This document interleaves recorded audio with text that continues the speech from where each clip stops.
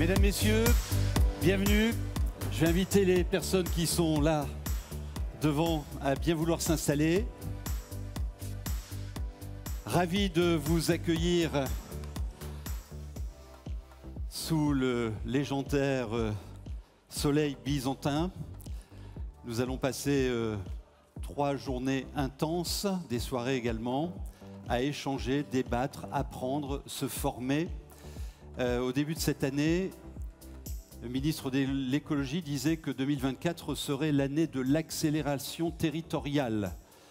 Et ce lieu, ce congrès de la FNCCR, est devenu au fil des années l'endroit de référence de tous les combats pour un service public de qualité en eau, énergie, déchets, numérique. Et évidemment, on va aborder tout cela, vos actions, en plénière et lors des ateliers aussi sur la grande exposition qui vous attend. Je vais tout de suite accueillir le président Xavier Pintat et ses invités. Bienvenue président, et vous allez vous arrêter au pupitre. Ces invités qui nous rejoignent, Marie-Guide Dufay, présidente du Conseil régional de Bourgogne-Franche-Comté. Bienvenue également à Madame la maire de Besançon, présidente du Grand Besançon, Anne Vigneault. Je vous invite à vous installer. Christophe Lim est aussi avec nous, vice-président en charge de la gestion de l'eau potable et des eaux fluviales du Grand Besançon.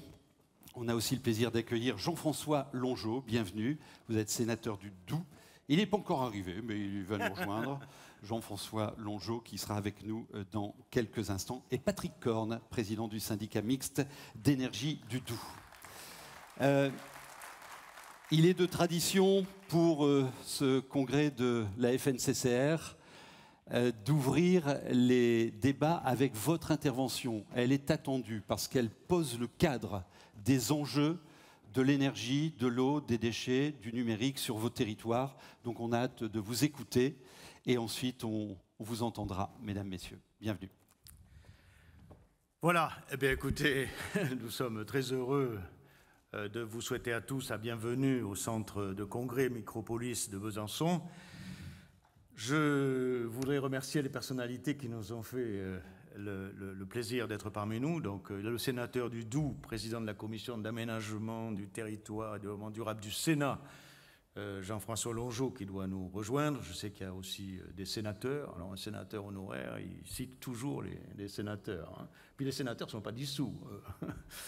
Madame la présidente de la région, Bourgogne-Franche-Comté, Madame Dufay, Madame la présidente du conseil départemental du Doubs, qui, je crois qu'il ne nous a pas rejoint encore, Madame le maire de Besançon, président du Grand Besançon Métropole, et puis donc nos deux amis, Monsieur le vice-président du Grand Besançon Métropole en charge de la gestion de l'eau potable, des eaux pluviales et de l'assainissement, et qui est président à la FNCCR du Conseil d'orientation de France au public, cher Christophe Lim, Monsieur le maire de Marchaux, Chaux-de-Fontaine, qui est président du syndicat mixte d'énergie du Doubs, c'est cher Patrick Corne. Puis si vous permettez, globalement, mesdames et les présidentes, messieurs les présidents, mesdames et messieurs les élus, et puis tout simplement, chers amis congressistes. Donc je voudrais vous souhaiter à tous la bienvenue et déclarer ouvert ce 39e congrès de la FNCCR. Alors, tout d'abord, permettez-moi de vous dire et de dire aux locaux le plaisir d'être à Besançon et le plaisir d'être en Franche-Comté. Pour un Bordelais. Cette ville, Besançon, qui nous accueille aujourd'hui, est, vous le savez tous, pour y habiter, chargée de culture et d'histoire. Sa citadelle en témoigne, construite à l'initiative de Vauban au XVIIe siècle. Elle est inscrite au patrimoine mondial de l'UNESCO. C'est un monument exceptionnel que je vous invite tous à visiter. Nous aurons d'ailleurs ce soir le plaisir de découvrir un autre monument d'exception pour notre dîner de gala, la Saline royale d'Arc-et-Senans, conçue, elle, par Nicolas Ledoux à la fin du XVIIIe siècle. Besançon, c'est également la ville natale de Victor Hugo, la maison où il naquit le 26 février 1802. Cette maison est devenue un musée dédié à son œuvre et à ses grands combats. Elle entre en résonance, d'ailleurs, avec notre actualité, montrant combien cet immense écrivain, qui a été, je le rappelle, poète, dramaturge, mais aussi homme politique.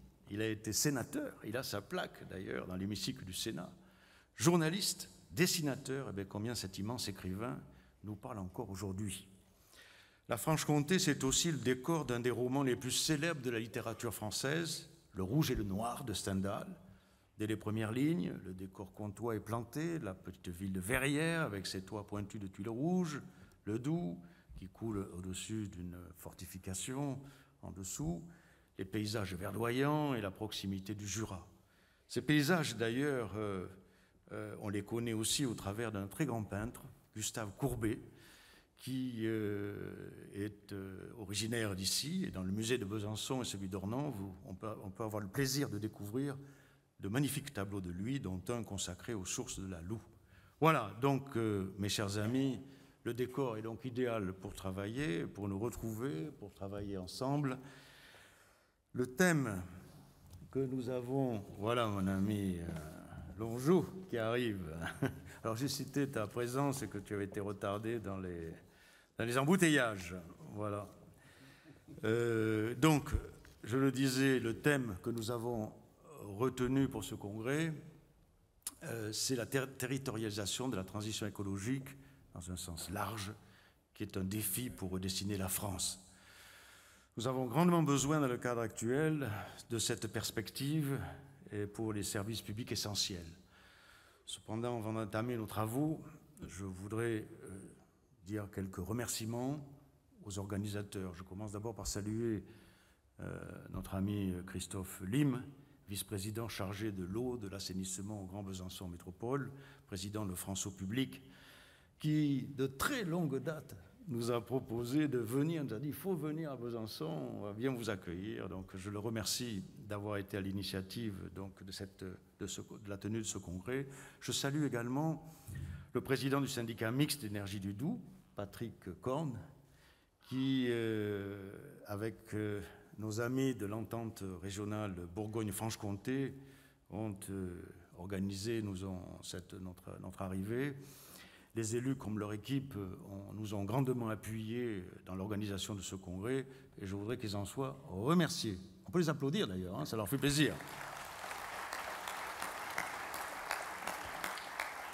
Vous me permettrez aussi d'associer à ces remerciements la vice-présidente de notre commission communication de la FNCCR, Danielle Mametz, en charge de la communication, qui a suivi de près toute cette opération, en relation avec notre nouveau directeur, Charles-Antoine Gauthier, relayé par sa collaboratrice Anne Sopelza, et puis la nouvelle chargée de communication, Sandrine Guerrado, et tous les collaborateurs de la FNCCR qui ont participé donc à cette organisation. Je crois qu'on peut les applaudir aussi.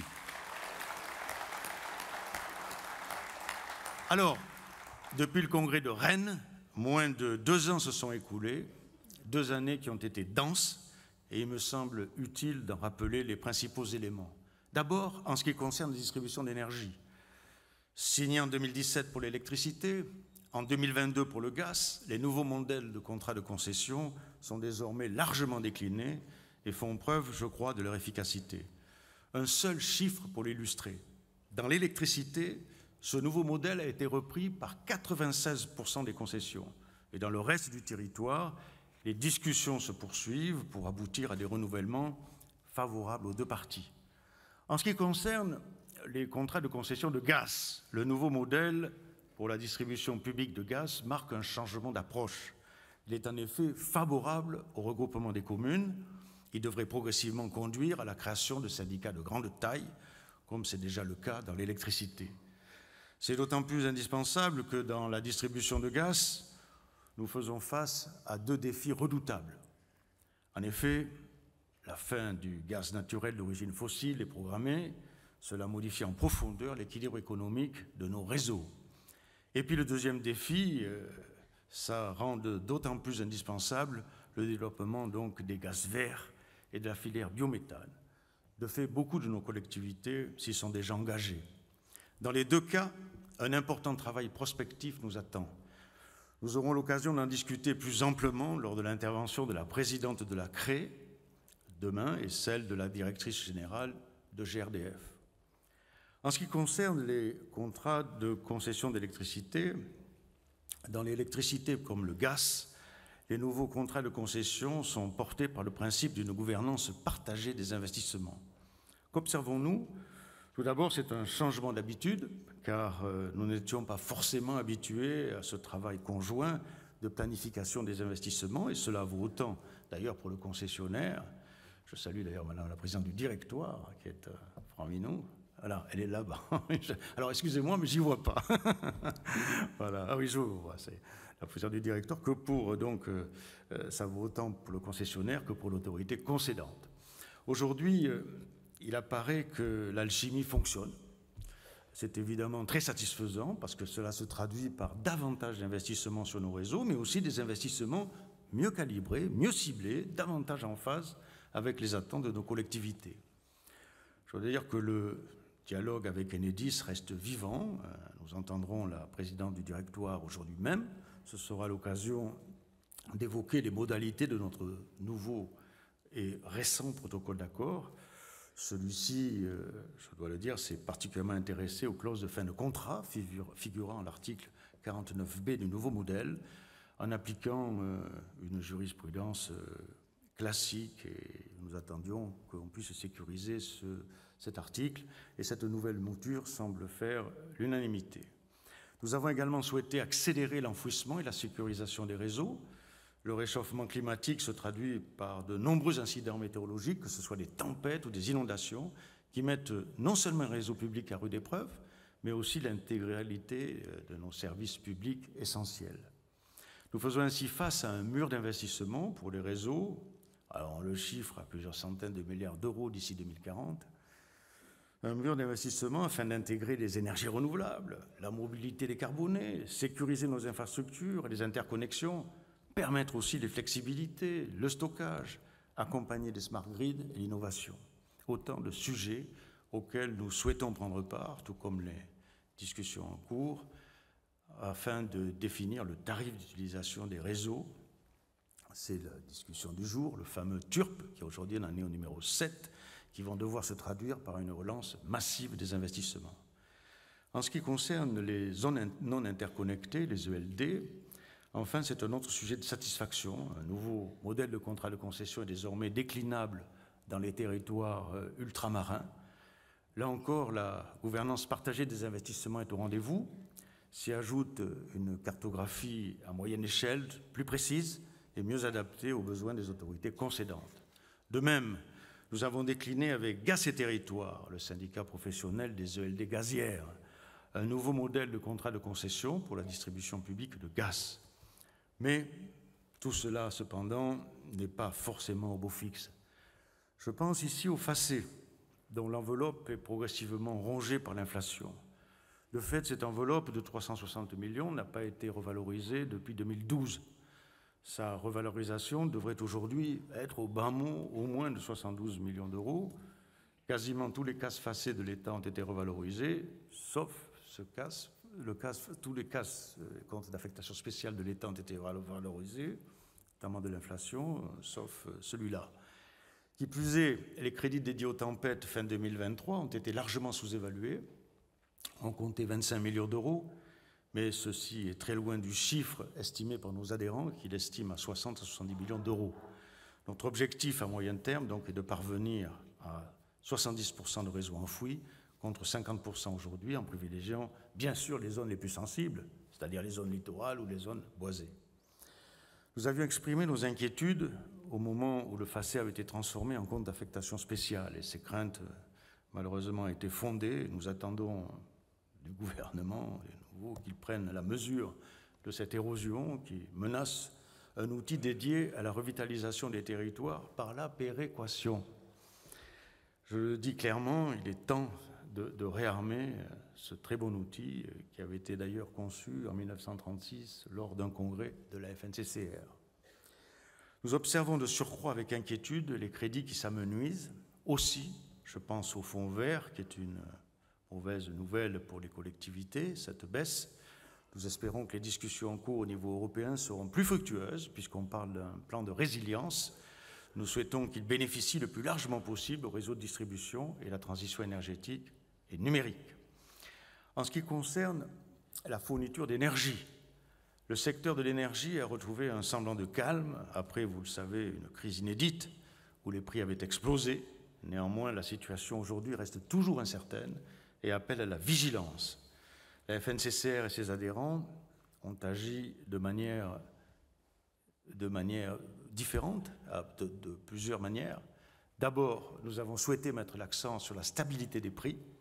Je rappelle que les collectivités ont parfois subi des hausses de prix allant jusqu'à 300% et les prix de gaz multipliés par 10. Les groupements de commandes coordonnés par nos adhérents ont permis, bien sûr, d'acheter au mieux l'énergie, mais n'ont pas pu totalement endiguer ces hausses. C'est pourquoi nous avions demandé et obtenu une extension des tarifs réglementés de l'électricité à toutes les PME et les collectivités de petite taille dès 2025. En pleine crise des boulangers, je ne sais pas si vous en souvenez, cette souplesse était, je crois, indispensable. À l'inverse, on a pris acte de la fin des tarifs réglementés de vente du gaz en juillet dernier. Pour accompagner ce changement, nous avons publié un guide à l'attention des consommateurs. Ce travail d'information, nous l'avions déjà mené durant la crise en relayant et en expliquant les dispositifs de soutien qui étaient mis en place par le gouvernement. Ce sont des préoccupations similaires que nous avons exprimées dans le livret intitulé « Crise du prix de l'énergie, proposition de la FNCCR pour les consommateurs et les territoires ». En pleine crise des prix, nous avions préconisé de conforter le bouclier tarifaire pour amortir le choc et éviter la fermeture de certains services publics. À plus long terme, nous avons plaidé pour une réforme ambitieuse du marché de l'électricité, la préservation des tarifs réglementés, le mode de calcul plus favorable aux atouts du mix énergétique français. Car, chers amis, dans cette période très incertaine que nous traversons, la vigilance continue de s'imposer. Plus que jamais, nos collectivités ont besoin de stabilité et ont besoin de visibilité. À cet égard, nous attendons avec beaucoup d'interrogations le dispositif qui va succéder à l'ARENH. Vous savez, l'accès régulé à l'énergie nucléaire historique. Il y a, je crois, urgence, car nous achetons l'énergie avec 2 ans d'avance et l'ARENH expire dans 18 mois. Nous suivons aussi de près l'émergence de solutions nouvelles. Nous avons appuyé avec force la possibilité pour les collectivités d'acheter en direct de l'énergie renouvelable par le modèle, vous savez, des PPA, le Power Purchase Agreement, où on fait des investissements sur le long terme, ou des contrats d'achat direct de longue durée, ou encore des communautés d'énergie. Nous avons également contribué à l'élargissement de l'autoconsommation collective au biométhane.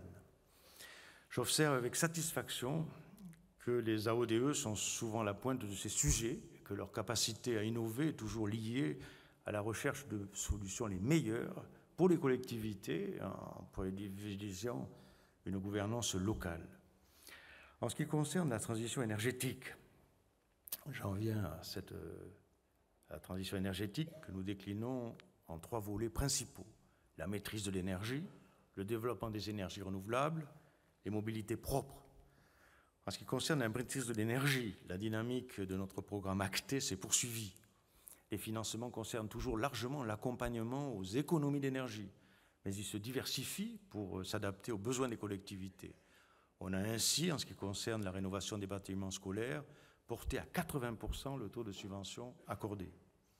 D'autres initiatives sont aujourd'hui promues. Je pense à l'exemple du programme LUMACTE pour l'éclairage public ou EFACTE dédié à l'effacement électrique. De nouveaux partenariats ont été conclus.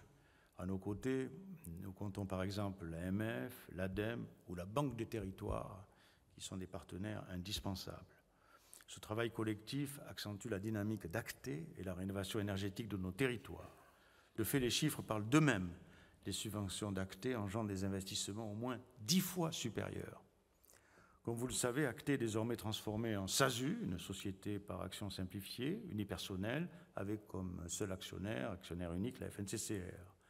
La FNCCR y associe les élus de l'AMF au sein d'un comité d'orientation stratégique. En ce qui concerne les énergies renouvelables, la FNCCR publie chaque année un baromètre des énergies renouvelables électriques avec l'association Observer. Le dernier baromètre montre que la France accuse un net retard par rapport à ses objectifs. Plusieurs explications sont possibles. l'acceptabilité sociale, la complexité de la réglementation, la hausse aussi des taux d'intérêt. La loi APER, dite d'accélération, est une première réponse.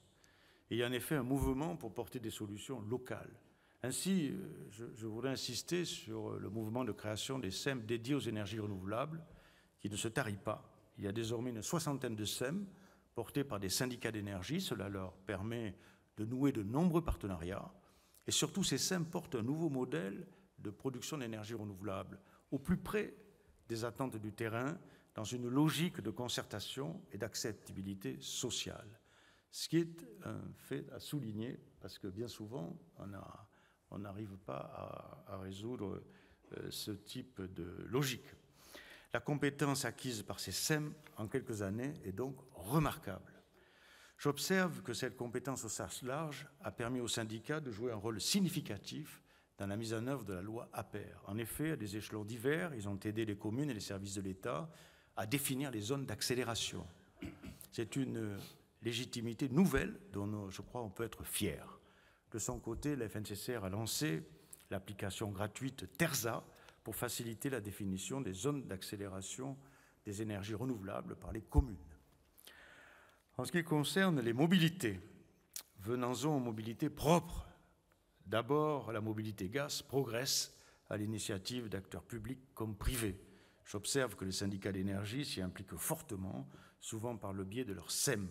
Surtout, ils travaillent à construire des partenariats en circuit court pour combiner production de biométhane et stations d'avitaillement. D'autre part, il faut souligner qu'en quelques années, nous avons su mettre en place de véritables services publics locaux de la recharge électrique. Au moment où les Français se convertissent à l'automobile électrique, notre travail précurseur s'avère très structurant. Certes, le secteur privé s'investit massivement aussi dans les IRVE, mais le fait de manière parfois sélective, privilégiant bien sûr les zones les plus rentables. L'implantation de bornes de manière équitable dans les territoires est plus que jamais nécessaire. L'élaboration des schémas directeurs pour les infrastructures de recharge de véhicules électriques, le fameux STIRV, l'a largement montré. Fin 2023, quelques 120 schémas de ce type, STIRV, étaient engagés, le plus souvent portés d'ailleurs par les syndicats d'énergie. Et plus de la moitié ont été validés en préfecture. Ces STIRV ont aussi montré l'importance des investissements nécessaires dans les prochaines années. Nos collectivités, c'est l'évidence, ne pourront pas les assumer seules. Nous prenons aussi d'étendre au bio-GNV et à l'hydrogène. Nous avons d'ailleurs mis à jour notre guide à ce sujet avec France Hydrogène. Il sera présenté au cours de nos travaux. En ce qui concerne l'eau et l'assainissement, et ici je parle devant des spécialistes, dans la dynamique de notre fédération, le secteur de l'eau joue un rôle croissant. Il est en effet confronté à des défis redoutables. L'eau, c'est la vie, mais cette vie est désormais menacée de toutes parts. Pollution, sécheresse, partage de la ressource, hausse des coûts d'entretien et d'exploitation des réseaux, financement du service public.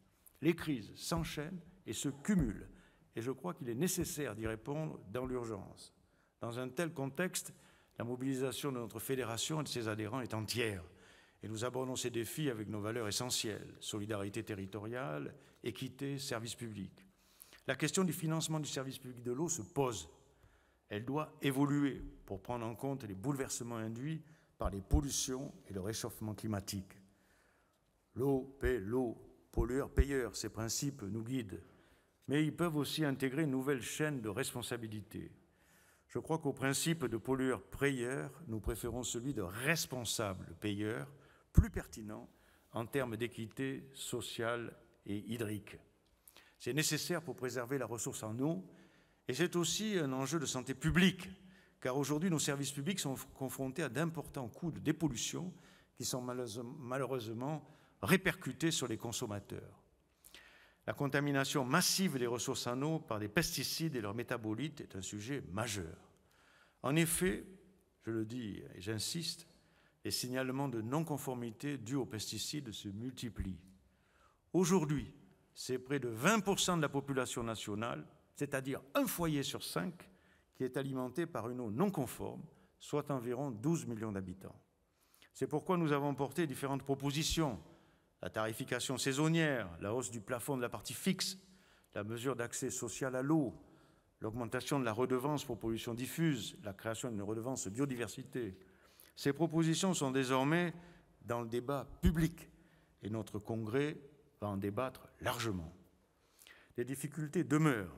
Ainsi, la transposition de la directive eau potable est encore incomplète. Je pense ici au texte relatif à la préservation de la ressource en eau dans les zones de captage pour l'alimentation en eau potable. Ils sont aujourd'hui bloqués en raison de l'opposition d'une partie de la profession agricole. Il est pourtant vital de sanctuariser les aires d'alimentation pour les préserver des phytosanitaires. Nous sommes toujours en attente de l'arrêté ministériel fixant les critères de classement des points de prélèvement sensibles. Cette absence de publication retarde d'ailleurs la mise en œuvre des mesures de protection dont l'urgence est évidente. On le voit, les relations entre le secteur de l'agriculture et les collectivités demeurent difficiles, beaucoup d'incompréhension. Un dialogue doit nécessairement s'ouvrir et l'État doit s'associer. Nous sommes conscients des difficultés de nombreuses exploitations agricoles et nous faisons la différence avec l'agro-industrie. C'est pourquoi nous avons proposé plusieurs mesures pour soutenir le monde agricole. Il faut en effet, je crois, accompagner l'agriculture dans sa transition et son adaptation au changement climatique. Nous appelons de nos vœux une politique qui évolue vers davantage d'agroécologie. Les financements de la PAC peuvent réconcilier agriculture et environnement, producteurs et consommateurs, urbains et ruraux, souveraineté alimentaire et santé publique. Les très fortes sécheresses de 2022-2023 ont sonné, je crois, comme un avertissement. Certes, depuis, à quelques exceptions près, les nappes phréatiques se sont largement reconstituées, mais nous ne pouvons ignorer qu'un nouveau cycle s'engage dans lequel la ressource en eau va se raréfier. Nous devons donc veiller à préserver cette ressource. Les conflits d'usage ou les politiques d'urbanisme retiennent davantage l'intérêt des médias. C'est légitime, mais d'autres sujets appellent désormais notre attention.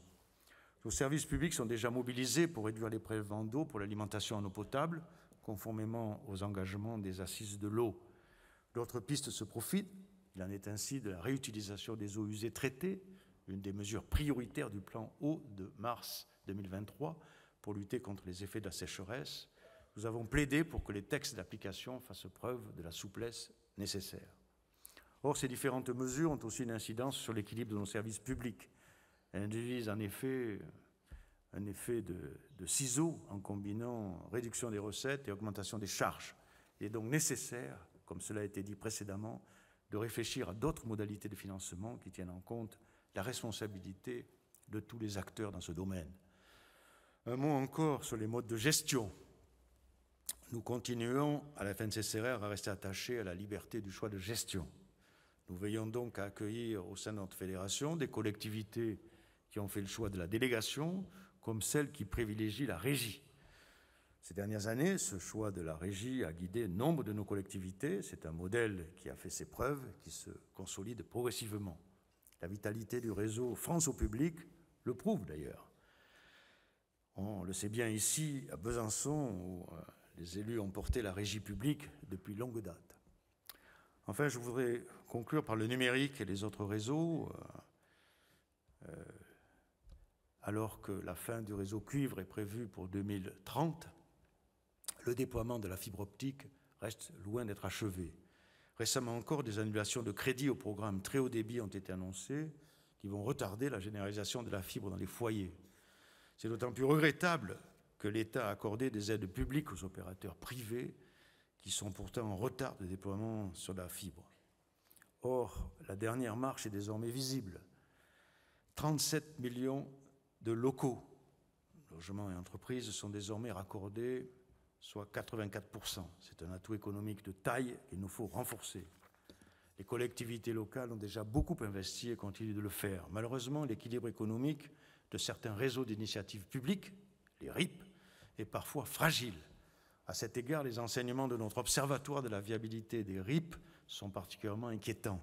Ils mettent en évidence un différentiel tarifaire en défaveur des RIP, des réseaux d'initiatives publiques. C'est pourquoi nous réitérons notre demande d'un fonds de péréquation qui soutienne les investissements nécessaires pour terminer ce déploiement. Les collectivités ont donc besoin du soutien de l'État pour que la fibre soit véritablement accessible à tous, y compris les plus démunis. En dépit de ces difficultés, nous continuons à œuvrer pour faciliter le déploiement technique de la fibre. Avec Enedis et Infranum, nous avons ainsi modernisé le modèle national des conventions d'appui commun qui facilitent l'utilisation des supports électriques.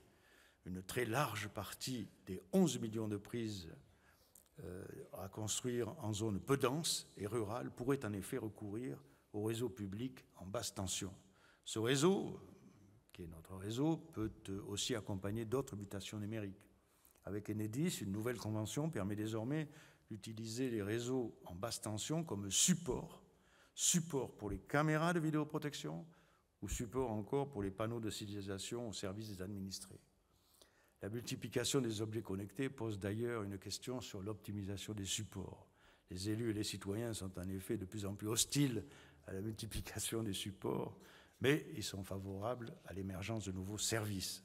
Je pense par exemple aujourd'hui au rôle crucial de l'éclairage public connecté dans la définition des trames sombres ou pour préserver la biodiversité. La sobriété post-Covid nous a beaucoup aidés.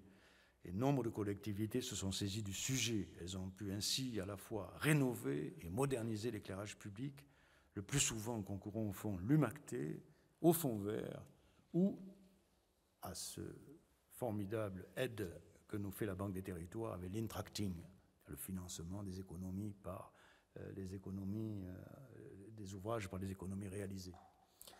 Par-delà les réseaux, la question des usages reste ainsi cruciale. La FNCCR s'attache à porter des sujets transversaux avec ses adhérents.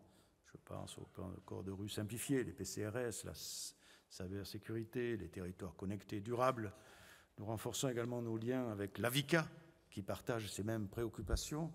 Nous allons d'ailleurs signer demain une convention de partenariat en ce sens avec son président Patrick Chaise. Voilà, donc, mes chers amis et chers congressistes, conclusion, l'intitulé du congrès est celui de la territorialisation des services publics locaux dans le cadre de la transition écologique. Ce défi est pertinent, car c'est au niveau local que se réussira la transition énergétique. Les élus locaux que nous sommes en connaissent à la fois les enjeux et les contraintes. Nous dialoguons chaque jour avec les services de l'État, mais nous dialoguons aussi chaque jour avec les citoyens et les consommateurs. Nous sommes en quelque sorte les responsables d'équilibre de la transition écologique. Nous entendons la construire au rythme et à l'échelle du territoire, au service de tous. Tous ces thèmes et bien d'autres sont au menu de ce congrès qui accueille, je le dis, près de 1500 participants.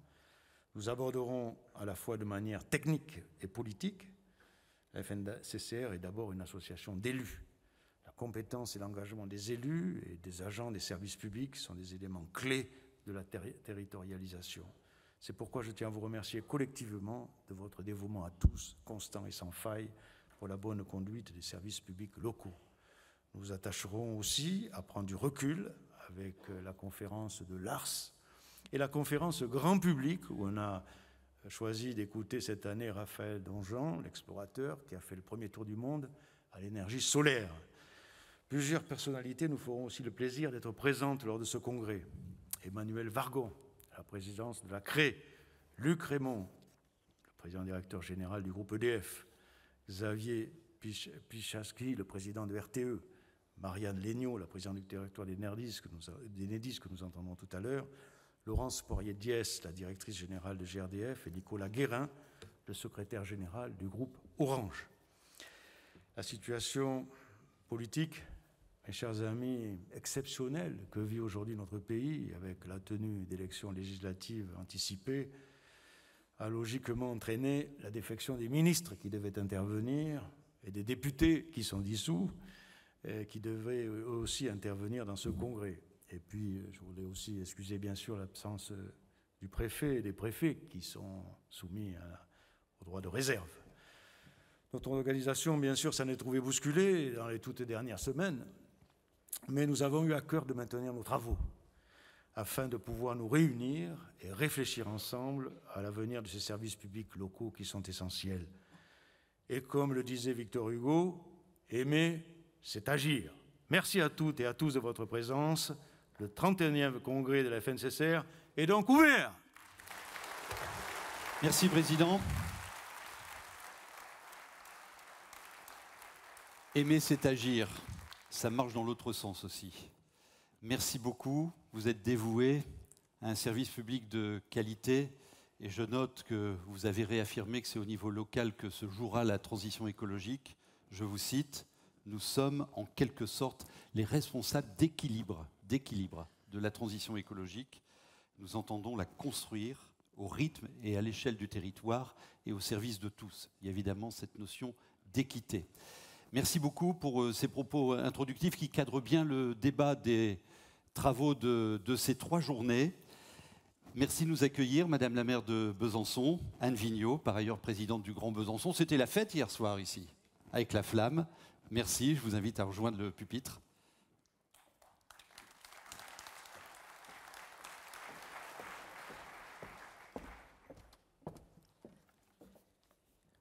Bonjour, merci à vous tous d'être présents à Besançon. Vous avez raison, hier c'était la fête. Pour ceux qui ne le savent pas, nous avions le passage de la flamme et nous avons eu énormément de monde qui était réuni. Et ça nous fait du bien dans un temps si obscur que celui que nous traversons ces dernières semaines. Et savoir que nous sommes là pour être sur un territoire innovant, parce que nous sommes sur un territoire ouvert et qui voit l'avenir dans la collaboration, dans le vivre ensemble. Voilà, parce que Besançon, et vous en avez été vraiment un très bon ambassadeur, hein, puisque vous nous avez décrit des magnifiques personnages qui sont effectivement qui sont les marqueurs de ce territoire. Pour autant, je redis aussi que si vous êtes ici, vous voici arrivés, pour ceux qui viennent d'ailleurs, dans un territoire où la relation ville-nature, ce n'est pas un slogan, c'est une relation organique, c'est, comme on pourrait le dire, un métabolisme urbain, étant donné la relation si intime qu'il peut y avoir entre la nature et nos aménagements et notre ville. Vous êtes ici à 3 stations de tram de la Cité des Lumières. Et la Cité des Lumières, vous vous rappelez que les Lumières, pourquoi? Parce qu'elles se levaient contre l'obscurantisme et contre l'arbitraire. Une leçon.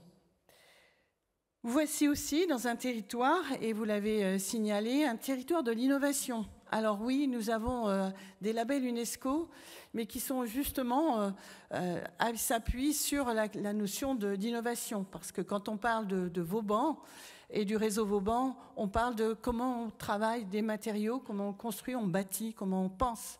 Bien sûr, la défense à l'époque, mais aujourd'hui, puisque ces frontières ont été celles du contact et de la guerre, aujourd'hui, ce sont celles du contact de la paix. Et je tiens quand même à le dire, parce que quand c'est un label UNESCO, la valeur essentielle, c'est le vivre ensemble, là encore, et c'est la paix. Et bien sûr, l'autre label UNESCO, c'est celui qui est aussi tout aussi important, qui est une longue histoire aussi, en particulier celle de l'histoire quand la France a décidé de faire la guerre aux Huguenots et que les Huguenots sont partis en Suisse. Et donc cette guerre-là a amené à un développement de l'horlogerie et de la mécanique en particulier, mais aussi la joaillerie. Et donc ce savoir-faire industriel local, artisanal et industriel local, qui est devenu quelque chose d'extrêmement transversal. Nous sommes dans une relation très forte avec nos amis suisses. Eh bien, cette relation, elle est basée sur justement les questions d'innovation. Donc, comme vous le disiez, les innovations viennent des territoires, viennent des savoir-vivre, des savoir-faire et viennent des personnes. Et donc, pour revenir à la thématique d'aujourd'hui, la thématique que vous allez travailler, c'est celle de la territorialisation et de l'innovation. Effectivement, la première des innovations, c'est celle de continuer à travailler toujours tous ensemble dans une intelligence collective. Nous ne trouverons pas finalement d'avenir à nos biens communs que sont l'eau, la question de l'énergie, la gestion même des déchets. C'est devenu un bien commun finalement. Le numérique, là aussi, c'est devenu un bien commun, tellement notre société est construite sur ces bases-là. Eh bien, l'innovation, elle devra se créer justement dans ces thématiques, et chacun de nos territoires y travaille. Alors, je ne veux pas vous faire un catalogue d'un certain nombre de choses qui sont menées sur la ville de Besançon, sur le territoire du Grand Besançon, avec nos partenaires qui sont ici présents. Mais bien sûr, je vais quand même donner quelques exemples. Je ne viendrai pas sur l'eau, puisque j'ai mon collègue Christophe Lim qui est en charge de cette question de l'eau dans toutes ses dimensions. Et je le remercie pour porter ce travail depuis maintenant de nombreuses années, et qui du coup participe à la vitalité de la FNCCR.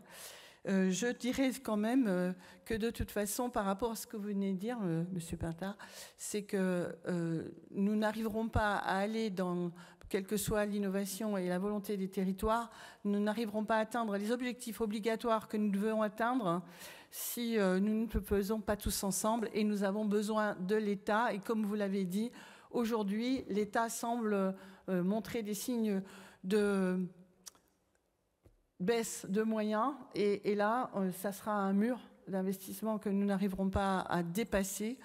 Et j'aime à dire, alors je vais le dire là, je n'avais pas prévu de le dire comme ça, mais j'aime à le dire quand même, que en 2050, vous savez, on parle beaucoup de cet objectif 2050, 2035, 2050.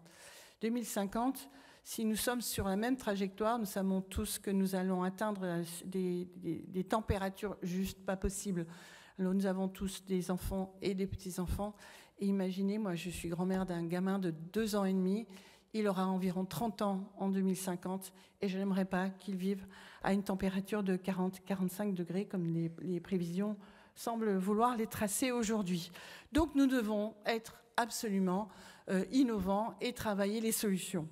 Alors, ce territoire-là, il produit des solutions, pas d'aujourd'hui, je dois le dire, mais depuis de nombreuses années, mais en accélération, et en accélération, entre autres, grâce, bien sûr, à des plans nationaux qui ont eu lieu, mais aussi à la région. Je remercie la région qui est à nos côtés pour vraiment amener, justement, des politiques dans tous les domaines. La régie est un objet, bien sûr. Nous avons ici quelque chose qui nous touche au cœur, c'est de pouvoir trouver toutes les solutions, et parfois c'est la régie publique, ou parfois la concession, la délégation, mais en tout cas, tous les moyens sont bons pour pouvoir être efficaces. C'est par exemple la régie pour la collecte des déchets. Alors simplement, nous avons été une intercommunalité qui a été la première à mettre en place en 2010, dès 2012, cette redevance incitative qui a permis depuis 2008 de réduire de 12 015 tonnes jusqu'en 2021. D'ailleurs, nous avons fermé un four pour vous dire que ça a été extrêmement efficace. Et nous avons atteint des objectifs qui sont importants puisque nous sommes sur 142 kilos par an par habitant pour Grand Besançon, alors qu'au niveau national, nous sommes à 254 kilos par an par habitant. On voit que nous avons encore à faire des efforts nous-mêmes, mais que nous avons quelque chose à faire connaître, à faire savoir, et nous sommes là pour le partager. D'autres éléments dont on parle peut-être un peu moins, c'est que nous avons en régie une très belle équipe qui travaille sur la question. Avant, on parlait d'espace vert, aujourd'hui, on parle de biodiversité, et bien sûr, de la question de traiter nos espaces publics, mais aussi nos forêts, parce que nous avons des forêts qui sont dans très grand péril. Donc, nous avons une équipe en régie importante, avec 150 membres de cette régie, qui permettent d'intervenir très vite. Je me rappelle qu'en 2018, quand je m'occupais de cette équipe, nous avons abattu 8000 frênes en toute urgence, tellement ils devenaient extrêmement dangereux sur les espaces publics. Donc, on voit les effets et on travaille ce que vous mettez en place comme œuvre, que ce soit pour l'énergie, que ce soit pour l'eau, que ce soit effectivement pour l'ensemble des systèmes en réseau. C'est parce que nous devons atteindre des objectifs qui sont la réduction des gaz à effet de serre, la décarbonation, et que c'est sur ce territoire que nous devons y travailler, parce que c'est aussi sur ces territoires que nous en subissons les conséquences les plus directes, et bien sûr, dans tous les cas, nos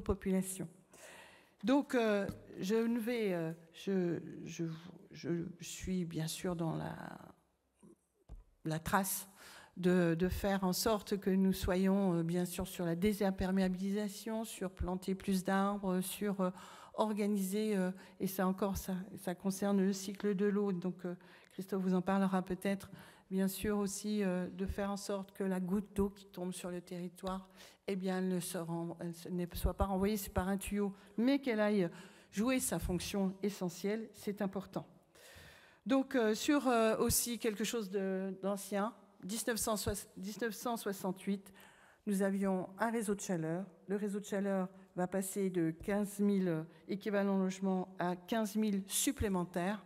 C'est un objectif pour un territoire qui, encore une fois, souhaite vouloir offrir un territoire résilient, ouvert aux nouvelles façons de vivre, aux nouveaux modèles de vivre. Je vais être amenée à vous quitter, bien sûr, dans quelques instants parce que je vais à Paris. Pourquoi je vous raconte ça? Simplement parce que je vais être en conférence cet après-midi devant les aménageurs et donc tous les opérateurs en matière d'aménagement du territoire et de construction et de nouveaux modes de construction. Nous avons besoin, vous, ici, en matière de réseau, de travailler innovation. Nous avons besoin aussi de penser les territoires dans son aménagement, dans ses modes constructifs. Nous avons besoin, dans tous les domaines, de travailler à ce qu'il y ait une transformation profonde, majeure, pour atteindre les objectifs dans lesquels nous trouvons être... nous savons que, comme vous le disiez, c'est la vie qui est en question, c'est tout le vivant dont nous sommes. Eh bien, j'en suis sûre, l'intelligence collective qui vous réunit doit nécessairement nous permettre de produire des choses nouvelles, des choses fortes, des choses sur lesquelles nous pouvons nous investir.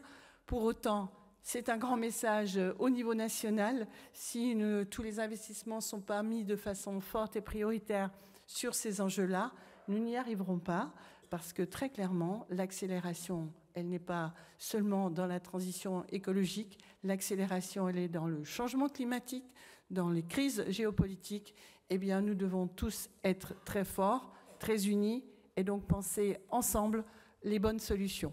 Je vous remercie, je suis sûre que vous allez fortement y travailler. Merci à vous. Merci Madame la maire.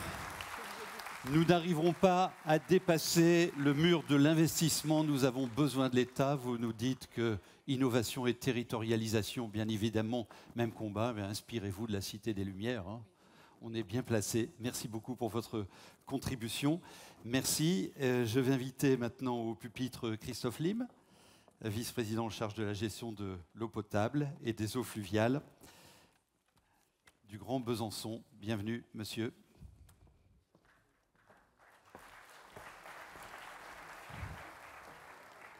Alors, quand on fait des discours comme ça, j'aime bien être court, parce que tout le monde. Donc, je vais faire 3 minutes. Donc, vous avez 3 minutes à me supporter. Bonjour à toutes et à tous. Merci à vous, Monsieur le Président, ainsi qu'au Conseil d'administration de la FNCCR d'avoir choisi une des plus belles villes de France, Besançon, comme lieu de notre congrès, qui plus est, année des 90 ans de notre fédération.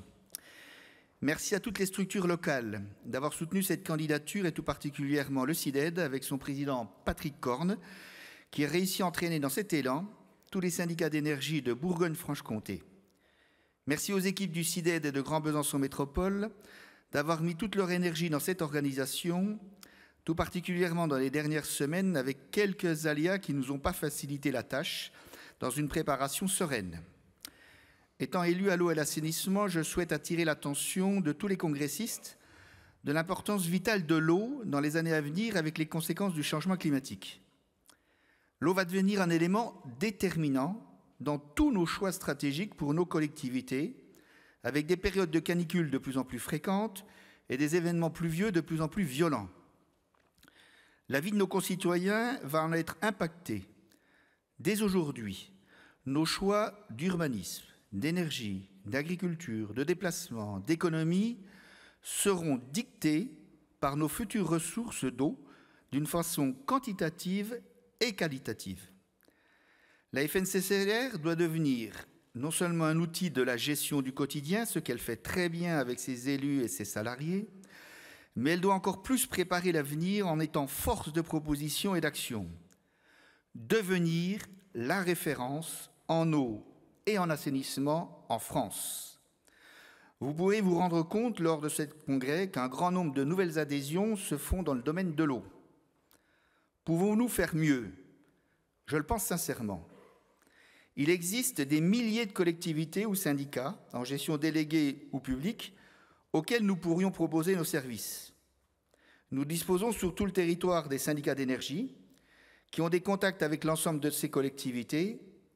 Pourquoi ne pas les utiliser pour faire connaître toutes nos compétences, bien sûr dans l'eau et l'assainissement, mais aussi sur le numérique et les déchets? Nos collectivités vont être confrontées à des défis que jamais notre société post-industrielle a eu à surmonter. À Besançon, nous avons dès aujourd'hui le climat de Lyon d'il y a 20 ans. Si nous continuons sur cette trajectoire, nous aurons en 2050 le climat de Séville. Je profite de cette tribune aussi pour vous rappeler qu'à l'intérieur de notre fédération, il existe France au public, structure que nous avons créée avec quelques collectivités et syndicats il y a un peu plus de 10 ans. Aujourd'hui, nous représentons plus de 17 millions de citoyens alimentés en eau, près de 13 millions en assainissement, et nous employons plus de 13 000 collaborateurs. Nous sommes devenus les représentants de la gestion publique en France, que ce soit pour tous les ministères, mais aussi pour les parlementaires et les structures associées à l'eau. Nous sommes aussi adhérents à Aquapublica Europea, structure européenne chargée à Bruxelles de défendre la gestion publique de l'eau, là où tout se décide sur cette compétence. Je vous invite à nous rencontrer sur notre stand pour répondre à toutes vos questions ou votre envie d'adhérer à France au public. Il y a encore un certain nombre d'adhérents à la FNCCR en gestion publique qui ne sont pas adhérents à France au public. Ils seront les bienvenus et bien sûr les autres aussi s'ils décident d'aller sur la gestion publique. Je terminerai, Monsieur le Président, avec un vœu. La FNCCR détient un énorme savoir-faire avec ses élus et son personnel. Il faudra aller plus vite, plus fort pour le faire savoir. Nous en sommes capables, nous avons tout pour le réussir. Bon congrès à tous et vive le 39e congrès de la FNCCR à Besançon. Merci beaucoup. Christophe Lie me recrute donc et on se retrouvera effectivement sur votre stand et puis votre invitation à ce que la FNCCR devienne la référence de propositions et d'actions en matière de politique de l'eau en France. Patrick Corne, président du syndicat mixte d'énergie, on parlait d'énergie du Doubs, bienvenue.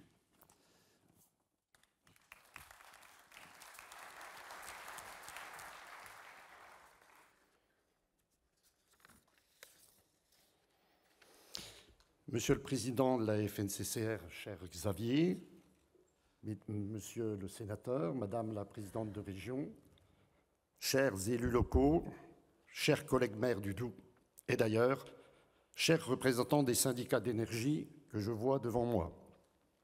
Je suis très honoré de vous accueillir ici à Besançon, en accord avec Anne Vigneault, qui vient de nous quitter, la présidente du Grand Besançon, et bien sûr Christophe Lie, qui a œuvré depuis plusieurs années pour que ce 39e congrès se tienne ici. Merci Christophe. En ce qui me concerne, je préside depuis 7 ans désormais Territoire d'énergie Doubs, SIDED, le syndicat mixte d'énergie du Doubs. Nous sommes un petit et un jeune syndicat, contrairement à la FNCCR, cette honorable institution de 90 ans, et tu l'as rappelé à l'AG, hein, ça pourrait être notre mère, mais je dirais même que ça pourrait être notre grand-mère, et voire notre arrière-grand-mère. Donc je suis heureux de vous accueillir ici. Alors oui, le SIDED est plutôt jeune, mais cela ne l'empêche pas d'agir très concrètement au service des collectivités du Doubs. Nous gérons le contrat de concession avec Enedis et EDF pour 559 communes du Doubs. La totalité, hormis les 10 communes de l'entreprise locale de distribution de l'Abergement Sainte-Marie, dont je salue son président Camille Rousselet, ici présent, qui a travaillé avec nous à l'accueil du congrès. Ce contrat permet d'assurer aujourd'hui la distribution publique d'électricité pour 553 000 habitants du Doubs. Depuis le 1er janvier 2021, nous avons repris la maîtrise d'ouvrage rural pour 515 communes et 222 000 habitants. Nous réalisons ainsi environ 12 millions d'euros de travaux électriques chaque année, en enfouissement, en renforcement, sécurisation et extension et réseau. Nous assurons un service de mobilité électrique aux habitants de notre réseau de bornes électriques, comme l'a dit le Président tout à l'heure, et nous avons réalisé en 2023 le schéma directeur des infrastructures de recharge de véhicules électriques pour le département, qui a été accepté tout de suite par la préfecture. Avec notre fonds de transition énergétique, nous finançons chaque année plusieurs dizaines d'opérations de rénovation énergétique de bâtiments, d'installations de chaleur renouvelable ou d'installations de production électrique pour les communes du Doubs. Nous organisons également un large groupement d'achat d'énergie à l'échelle de la région Bourgogne-Franche-Comté avec les 7 autres syndicats d'énergie. Dans le Doubs, c'est plus de 300 collectivités qui nous font confiance pour cette fourniture de gaz, d'électricité et pour certaines de granulés bois. Nous assistons les communes du Doubs dans le domaine de l'éclairage public à travers un service de maintenance et un appui à la rénovation énergétique. Et nous sommes pour ces programmes lauréats du Fonds vert de l'État pour 2023 et j'espère bien pour 2024.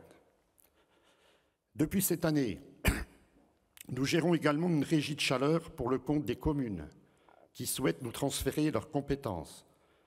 D'une façon générale, nous assistons les communes du Doubs sur l'ensemble de la thématique énergétique dans une logique de service mutualisé à l'échelle du département pour ceux qui en ont les besoins. Enfin, depuis 2020, avec notre SEM Énergie Citoyenne, dont nous sommes actionnaires avec le SIDEC du Jura et la région, nous développons des projets de production d'énergie électrique renouvelable sur le territoire, dont les communes et les citoyens sont actionnaires et bénéficiaires directs des retombées économiques. Je remercie au passage les membres du bureau du comité syndical qui sont présents ici aujourd'hui et bien sûr les agents du SIDED sans qui aucune de ces actions ne serait possible. Pendant ces 3 jours, on va parler de territorialisation de la transition énergétique. Cela fait écho à nos activités et nos compétences. Le constat de la transition énergétique, on le connaît tous désormais, il fait autorité. On sait qu'on devrait être neutre en carbone en 2050, comme il a été rappelé, et que pour y arriver, il faudra qu'on applique sobriété, efficacité pour réduire notre consommation d'énergie de moitié et que la moitié restante devrait être constituée d'énergie renouvelable et décarbonée. La vraie question aujourd'hui, c'est comment fait-on pour y arriver? Eh bien, on se prend en main et chacun sur son territoire fait sa part. C'est ainsi qu'on a l'habitude de faire en Franche-Comté. Historiquement, chaque village s'organisait autour de sa fruitière, sa coopérative fromagère pour mettre en commun les ressources et les moyens et pour atteindre les meilleurs résultats. À l'époque, pour produire un meilleur fromage. Aujourd'hui, c'est ce que font les syndicats d'énergie et nous mettons en commun nos ressources et nos moyens pour assurer la transition énergétique de chaque territoire, y compris les plus petits, ceux qui ont le moins de moyens et le moins de ressources pour y parvenir. Alors je profite de cette tribune pour passer quelques messages afin qu'on parvienne à atteindre nos objectifs de transition énergétique. À l'État et à nos parlementaires, il faut nous laisser l'accès aux ressources financières. Notre quote-part de taxes sur l'électricité est indispensable à notre bon fonctionnement. Le FACÉ également, comme l'a rappelé le Président, n'a pas été revalorisé depuis 2012. Il doit être mieux doté. Il faut aussi nous simplifier la vie, permettre aux AOD et aux syndicats d'énergie d'intervenir largement dans le domaine de la transition énergétique en nous mettant au cœur de la transition énergétique dans les territoires. La loi doit nous consacrer comme les opérateurs locaux de la transition énergétique. À notre concessionnaire Enedis, le défi de la transition est colossal pour les réseaux. Nous avons un modèle de contrat de concession dont les termes ont été arrêtés il y a maintenant plus de 7 ans, lors de l'accord cadre national de 2017. Il est temps de revoir cet accord et d'ouvrir des évolutions sur les contrats de concession. Les syndicats d'énergie doivent pouvoir raccorder les producteurs publics et les projets ENR des sociétés d'économie mixte. Les PPI doivent être plus ambitieux et centrés sur la transition énergétique. Les réseaux construits doivent faciliter l'insertion des ENR.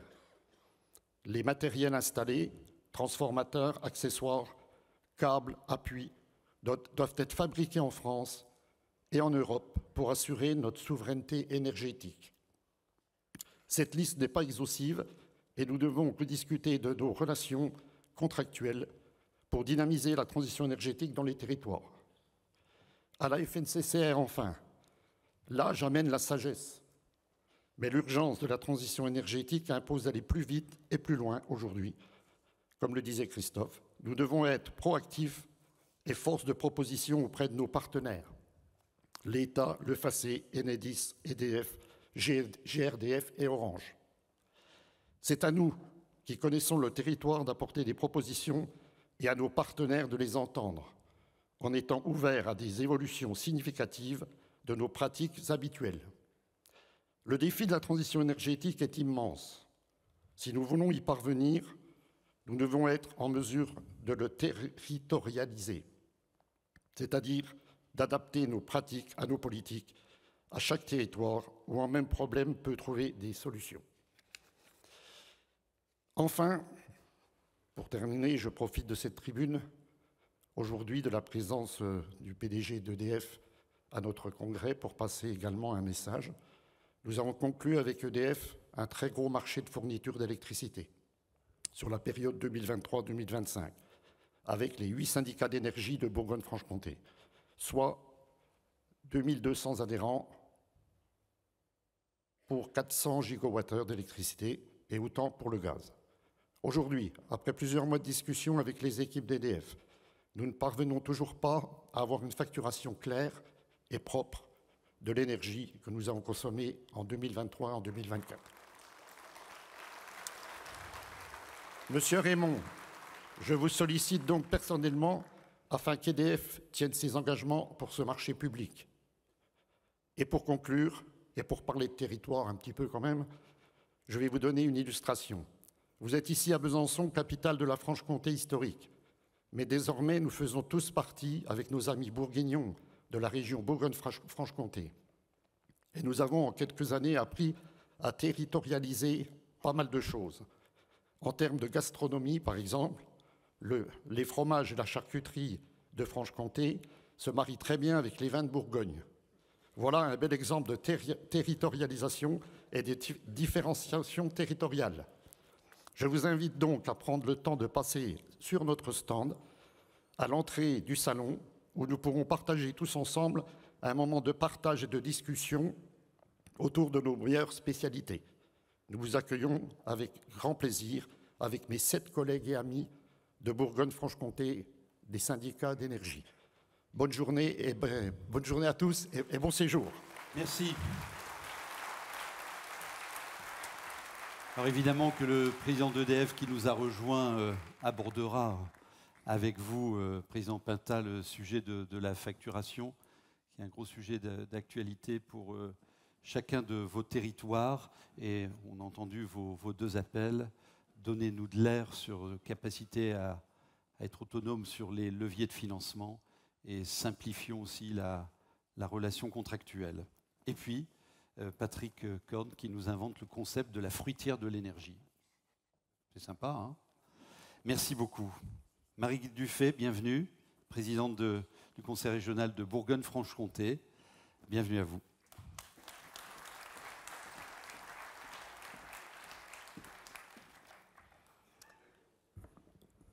Monsieur le Président de la FNCCR, Monsieur le Sénateur, Monsieur le Président d'EDF, Madame la Présidente d'Enedis, du directoire d'Enedis, Mesdames et Messieurs les élus, Mesdames et Messieurs tout court, quelques mots pour vous dire que je suis heureuse que les propositions des grands ambassadeurs que sont Christophe Lim et puis le président du syndicat d'énergie du Doubs est abouti pour que vous soyez ici et que la FNCCR ait choisi Besançon. Vous avez dit à plusieurs tous les mérites de Besançon. Moi, je dirais très sobrement que Besançon sait depuis longtemps monter des politiques publiques innovantes, totalement innovantes, et en matière sociale. C'est ici qu'a été inventé l'ancêtre du RSA, l'ancêtre du RMI, ici, à Besançon. Politique sociale innovante et politique écologique innovante. Donc, vous êtes dans un bel endroit pour produire des belles réflexions. J'ai vu que ce 39e congrès, c'était l'anniversaire des 90 ans de votre fédération, qui est devenue une institution, pas loin d'un siècle de pilotage des services publics locaux essentiels, l'énergie, l'eau, les déchets, le numérique. Et je vois que notre territoire régional est très bien représenté au sein de votre conseil d'administration, avec 7 membres, les présidents des syndicats d'énergie de la Nièvre, de l'Yonne, de la Côte d'Or et du Jura, la ville de Besançon et les sénateurs Longeau et Genet. Et vous avez choisi un thème qui est plus que d'actualité, qui s'impose à tous, les citoyens comme les élus, les territoires, les pays, le monde entier, qui est le sujet de la transition écologique et de la territorialisation de la transition écologique et des services publics locaux. C'est un thème qui m'est cher parce que la région Bourgogne-Franche-Comté est elle aussi depuis longtemps très engagée dans la transition énergétique et écologique, et que ce thème, il est totalement de nature à interroger nos modes de vie, à interroger nos services publics, à interroger notre avenir. Notre région, une des plus rurales, une des plus industrielles en même temps, peut-être aussi la moins artificialisée du pays, à la différence de beaucoup d'autres, a une très longue histoire et une riche relation de travail avec les syndicats d'énergie, les 8 syndicats d'énergie, qui sont des acteurs énergétiques de premier plan et des poids lourds de votre fédération. Je citerai le soutien au poste de conseiller en énergie partagée avec l'ADEME il y a plus de 20 ans, mais aussi la convention de partenariat dès 2019 et renouvelée en 2022 pour avancer ensemble sur des enjeux communs comme la maîtrise des consommations des bâtiments publics, la lutte contre la précarité énergétique, le développement des énergies renouvelables, en soutenant l'animation ou encore les réseaux de chaleur. La région est devenue actionnaire de 3 SEM, énergies renouvelables, détenus majoritairement par les syndicats d'énergie. Alors cela a pris du temps, mais c'est bien normal et ça fonctionne. Et puis il y a eu aussi l'élaboration du schéma de raccordement aux énergies électriques, la mise en place du comité régional de l'énergie copiloté avec l'État, avec les 8 syndicats de l'énergie, et plus récemment une participation active à la démarche de planification écologique initiée par l'État, à laquelle la région est pleinement associée et sur laquelle je vais revenir très rapidement. Tout ça pour dire qu'il est difficile, voire impossible, d'agir et d'accélérer la transition énergétique, que ce soit rénovation énergétique performante, mobilité électrique avec les bornes de recharge ou la transition écologique avec la réduction de la pollution lumineuse, de l'éclairage public, pour protéger la petite faune par exemple. Tout cela, c'est impossible sans les nombreux acteurs du quotidien que vous êtes et sans les syndicats d'énergie et leurs adhérents, vous, les communes. Alors, oui, nous sommes pleinement engagée en Bourgogne-Franche-Comté sur le front de la transition énergétique et écologique. Notre assemblée politique n'est pas unanime sur ce sujet. Ma majorité, elle, l'est totalement. Je suis étonnée que, avec l'acuité des problèmes qui se posent, il y ait encore des doutes sur la nécessité d'aller de l'avant sur ce sujet. Nous avons été pionniers depuis longtemps sur les dispositifs de maîtrise de l'efficacité thermique dans les bâtiments, dans les logements privés, dans les bâtiments publics, dans les organismes HLM, avec le dispositif BBC Effilogie. Et puis, nous sommes très volontaires dans cette région sur l'éolien terrestre et sur un sujet, mais alors qui anime tout le monde contre lui, sauf ceux qui ont à cœur de poursuivre cette transition écologique et énergétique, c'est le sujet des éco-conditionnalités. Il n'est plus envisageable d'investir, de mettre de l'argent public sans y mettre des éco-conditions. Mais effectivement, cela suscite beaucoup de commentaires. L'État a lancé, il y a quelques mois, une démarche pas forcément bien comprise, que j'ai saluée, mais vraiment saluée fortement, parce que cette démarche de planification écologique, c'était pas, excusez pour l'imparfait, mais bon, je vais y revenir, je ne suis pas très optimiste pour la suite. Ce n'était pas un exercice de plus qui venait s'ajouter à tous les exercices de planification écologique. C'était la volonté de faire en sorte que partout, depuis les territoires, les échelons communaux, les échelons départementaux, les régions, il y ait une même approche avec l'État sur les indicateurs à mettre en place pour avancer. Parce que c'est bien de s'engager sur des principes, sur des objectifs, mais que ce qui est important, c'est l'action, et que l'action, il faut la mesurer avec des indicateurs communs. De Matignon, qui avait mis en place ce cadre de travail à nos territoires.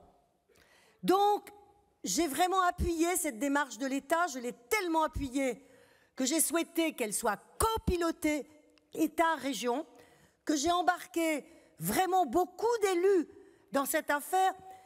Nous n'en étions jusqu'à maintenant qu'au stade du diagnostic. J'ai bien senti dans les réunions, pourtant bien suivies quand même, qu'il y avait un doute sur mais où est-ce que l'État nous embarque, c'est encore un exercice de plus. Alors que non, c'est un exercice novateur. Mais franchement, quand je vois aujourd'hui, dans le contexte politique dans lequel nous sommes, combien ces sujets de transition écologique sont totalement effacés par la campagne des législatives et par les programmes, je suis totalement effarée. Donc j'espère que j'aurai de bonnes surprises. Voilà, je l'espère pour nous tous. J'insiste beaucoup sur la question écologique parce que c'est le thème de votre congrès, mais je sais aussi combien la question de la transition numérique anime aussi beaucoup de vos membres. Et je voudrais vous dire que vous êtes dans une région qui est également pionnière dans ce domaine, qui a mis en place la première agence du numérique en 2022, une agence régionale pour que nous développions une politique publique du numérique et que nous commencions à prendre en compte le sujet de l'intelligence artificielle. Nous avons en cours la réalisation d'un data BFC de collecte de données grâce auquel la région est lauréate d'un appel à projet national, territoire intelligent et durable. Et enfin, la région contribue à un projet d'ambition européenne dédié au développement de l'intelligence artificielle appliquée à la gestion des bâtiments publics dans un objectif de sobriété énergétique dont je rejoins le thème central de vos travaux de ces 3 jours. Et ces 3 jours, je vous les souhaite particulièrement riches et équilibrés, parce que vous ne pouvez pas venir dans une région comme celle-ci, dans une ville comme celle-ci, sans en goûter. C'est plaisir, mais vous avez été bien introduit par le président du syndicat des énergies du Doubs à ce sujet. Merci beaucoup. Merci Madame la Présidente. L'équilibre passe donc par les plaisirs de la vie également. La planification écologique est un exercice novateur, dites-vous. C'est une question de coopération et la coopération, ça se travaille. Il est le fidèle des congrès de la FNCCR, Olivier Sanson, qui est là au pied de la scène, qui pendant 3 jours va nous faciliter la vie et les messages par le graphisme. L'ensemble de ces planches seront exposées sur l'espace du congrès.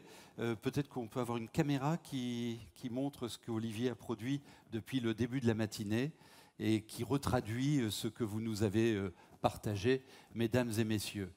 Le défi de la territorialisation, c'est le thème de notre congrès. Les solutions viendront du terrain. Il n'a pas oublié la fruitière énergétique. Ça va vous rester.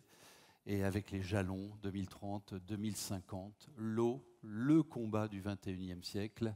Merci beaucoup, Olivier. Et donc, tu seras avec nous là pendant les 3 jours et on pourra découvrir. Ce sont des bonnes relectures, finalement, de tout ce qu'on partage et tout ce qu'on construit au cours de ce congrès. Jean-François Longeot, sénateur du Doubs et président de la Commission de l'aménagement du territoire et du développement durable au Sénat. Bienvenue, monsieur le sénateur.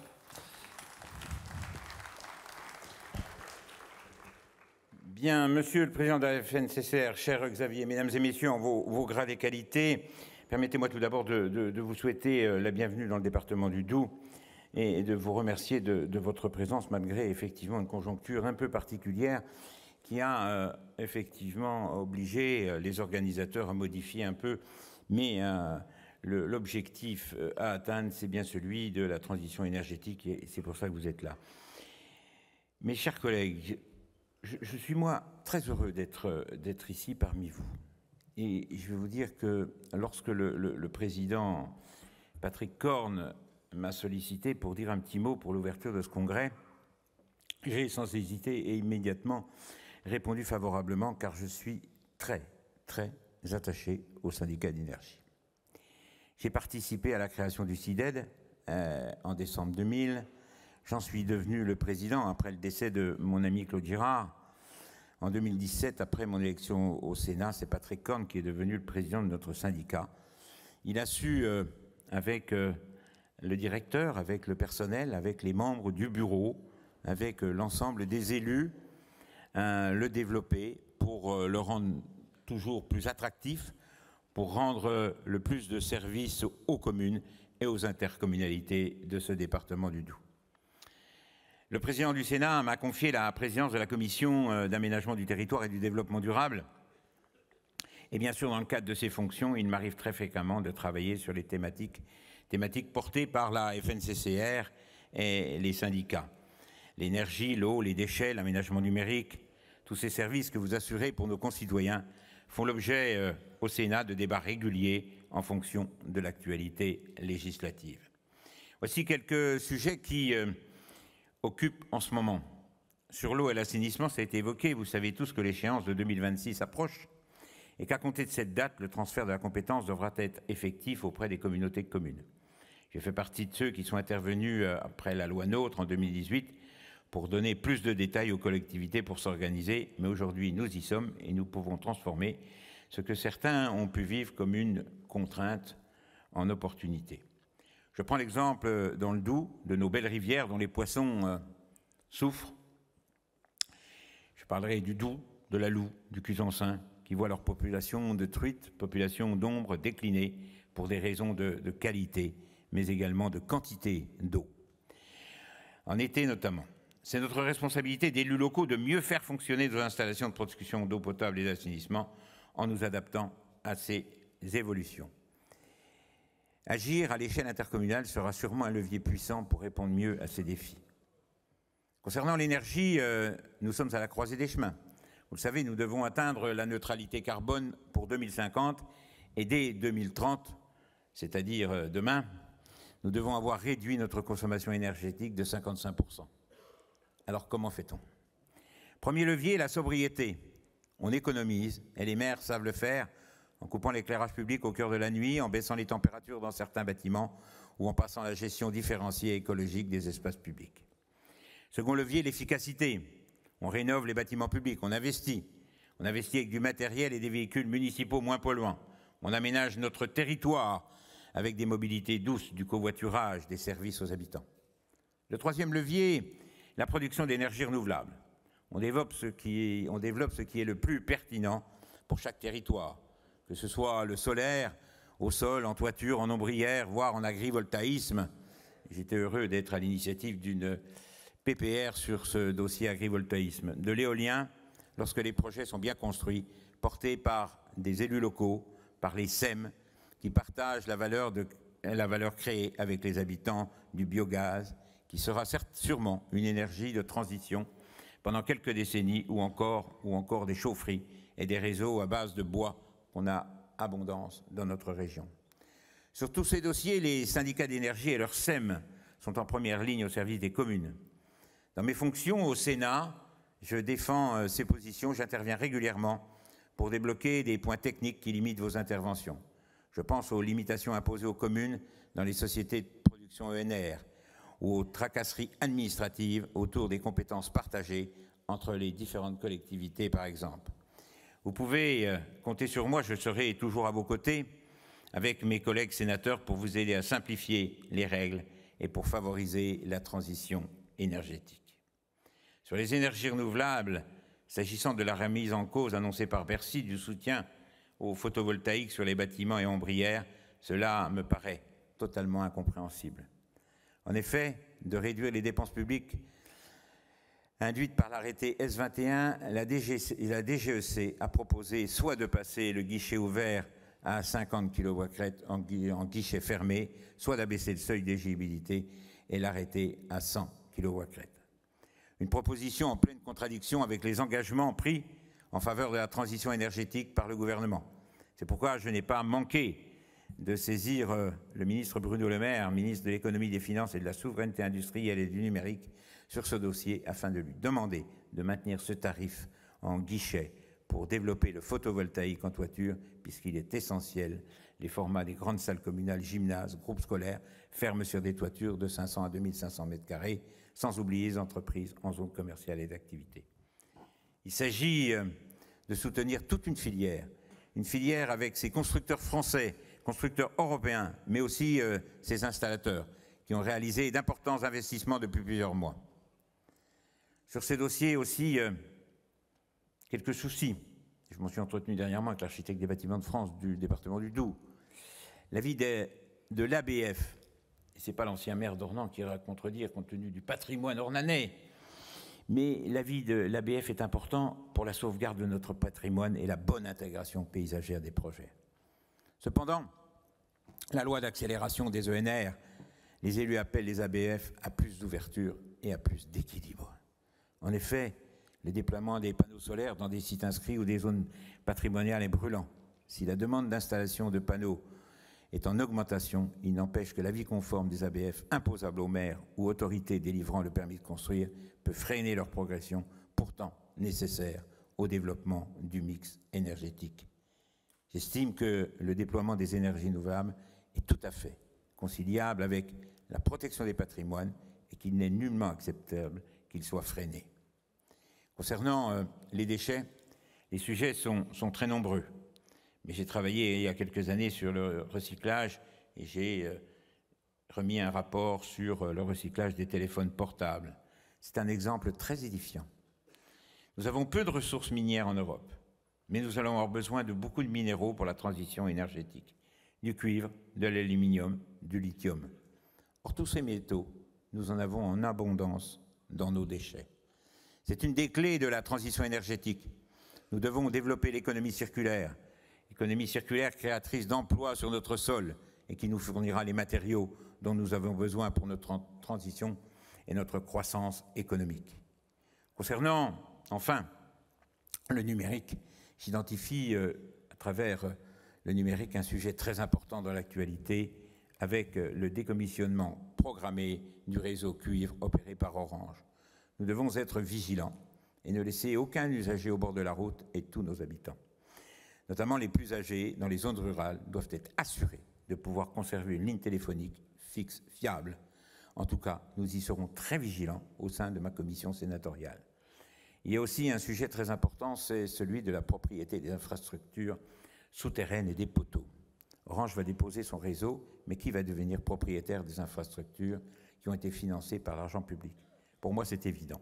Les infrastructures doivent revenir au bloc communal, sûrement au syndicat d'énergie ou au syndicat en charge du haut débit, qui sont, dans certains cas, souvent les mêmes. Tous ces sujets sont pleins dans l'actualité.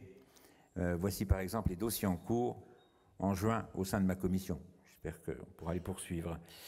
La résilience des réseaux face au réchauffement climatique, le risque inondation, le financement de la transition énergétique, les polluants éternels, la programmation pluriannuelle de l'énergie. Comme vous pouvez le constater, le lien entre nos territoires et les sujets que nous travaillons au Sénat est très étroitement et totalement en rapport avec vos préoccupations quotidiennes. Il ne faut pas les considérer comme des contraintes, ce sont des opportunités. L'opportunité de créer de nouvelles filières économiques, de produire notre propre énergie, moins chère et plus compétitive pour nos industries décarbonées. Nos territoires doivent devenir des fournisseurs pour la croissance de demain. Avant de conclure, je voudrais revenir sur un sujet qui me tient particulièrement à cœur et que j'ai défendu lorsque j'étais président du syndicat d'énergie. Il s'agit de la maîtrise d'ouvrage de certains travaux d'électrification dans le monde rural. Et ceux qui me connaissent savent que je suis particulièrement attaché à notre ruralité. Je considère toujours qu'Enedis n'a pas la capacité ni l'envie de réaliser tous les travaux sur les réseaux de distribution publique d'électricité. Par exemple, dans la zone rurale, nous avons besoin de faire plus et plus rapidement les raccordements des producteurs d'électricité photovoltaïque. Il faut que la Fédération nationale des collectivités concernantes et des régies, France Urbaine et Enedis, concluent un accord pour permettre aux syndicats d'énergie de raccorder les producteurs en zone rurale avec une puissance de moins de 250 kVA. Les syndicats font déjà les raccordements en soutirage. En leur laissant faire les raccordements des petits producteurs, nous pourrons accélérer la transition énergétique de nos territoires et injecter de l'électricité verte sur le réseau qui, je le rappelle, appartient à nos syndicats et non pas à Enedis. C'est très important et j'espère que ce congrès sera l'occasion de trouver un accord sur le raccordement des producteurs ruraux. Ce serait une vraie mesure de territorialisation de la transition énergétique qui constitue le thème de ce congrès. Avant de vous saluer toutes et tous, je tiens à vous renouveler tout mon soutien et il faut que chaque président de syndicat d'énergie soit très vigilant. Parce que c'est un petit peu moins le cas aujourd'hui, mais lorsque je suis arrivé en 2014 au Sénat, Xavier était sénateur, et à chaque projet de loi de finances, il y avait toujours une idée de dire qu'il faudrait qu'on remette les syndicats dans d'autres structures, que ce soit d'autres collectivités, et je puis toujours lutter contre, et Xavier aussi, et je continuerai à le faire, mais c'est un peu moins d'actualité, parce que je suis convaincu, persuadé, que la compétence, elle est à travers les syndicats, et qu'il faut non seulement que nous les conservions, mais que nous leur donnions moyens de fonctionner au mieux. Je vous remercie. Merci, monsieur le sénateur. Merci, madame la présidente. Messieurs, je vous invite à rejoindre la salle. Je vais garder le président Pinta, puisque nous allons maintenant accueillir successivement nos deux grands témoins. Merci d'avoir rappelé, parce qu'on en parlera, on travaillera sur ce sujet au cours de ces 3 jours, que ces transitions, ces transformations sont aussi créatrices de valeur sur les territoires. Économie de la fonctionnalité, économie circulaire.